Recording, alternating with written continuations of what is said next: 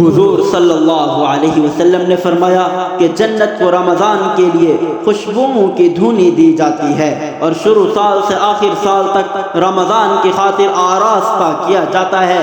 جب رمضان کی پہلی رات ہوتی ہے تو عرش کے نیچے سے ایک ہوا چلتی ہے جس کے جھونکوں کی وجہ سے جنت کے درختوں کے پتے اور کیواڑوں کے حلقے بجنے لگتے ہیں، جس سے ایسی دل آویز سریلی آواز نکلتی ہے کہ سننے والوں نے اس سے اچھی آواز کبھی نہیں سنی، اور خوشنما آنکھوں والی حوریں اپنے مکانوں سے نکل کر جنت کے بالا خانوں کے درمیان کھڑے ہو کر آواز دیتی ہے کہ کوئی ہے اللہ کی بارگاہ میں ہم سے منگنی کرنے والا، تاکہ اللہ تعالیٰ اس کو ہم سے جوڑ دے۔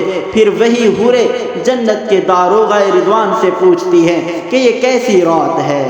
وہ لبیک کہہ کر جواب دیتے ہیں کہ رمضان المبارک کی پہلی رات ہے۔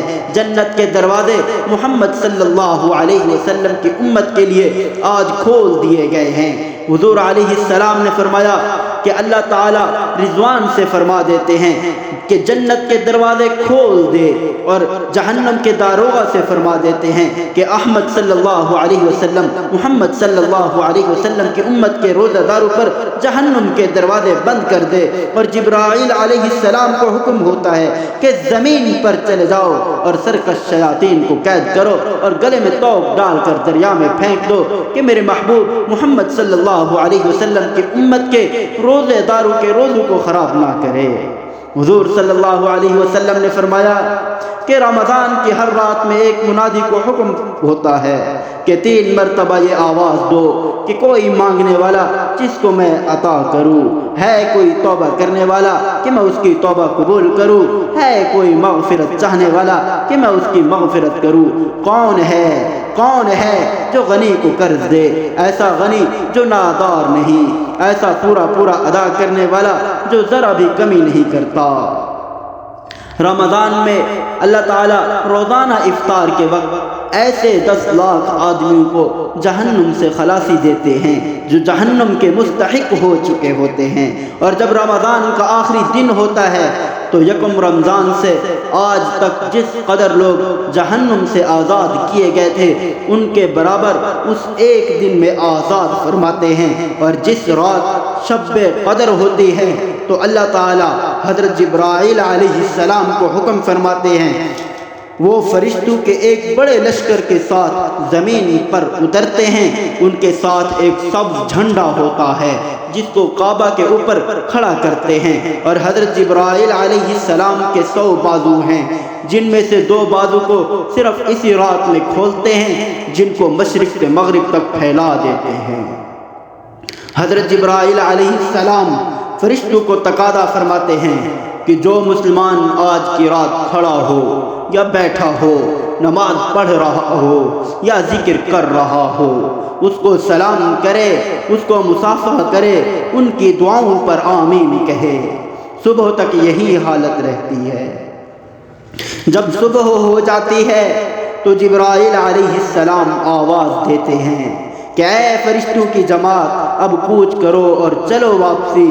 فرشتے حضرت جبرائیل علیہ السلام سے پوچھتے ہیں کہ اللہ تعالی نے محمد صلی اللہ علیہ وسلم کی امت کے مومنوں کی حاجتوں اور ضرورتوں میں کیا معاملہ فرمایا؟ حضرت جبرائیل کہتے ہیں کہ اللہ تعالی نے ان پر توجہ فرمائی اور 4 شخصوں کے علاوہ سب کو معاف فرما دیا۔ صحابہ نے نبی سے پوچھا کہ اے اللہ کے رسول وہ 4 شخص کون ہیں؟ اللہ کے نبی نے ارشاد فرمایا، ایک وہ شخص جو شراب کا عادی ہو، جو شراب پیتا ہو، شراب نہ چھوڑتا ہو۔ دوسرا وہ شخص جو والدین کی نافرمانی کرنے والا ہو۔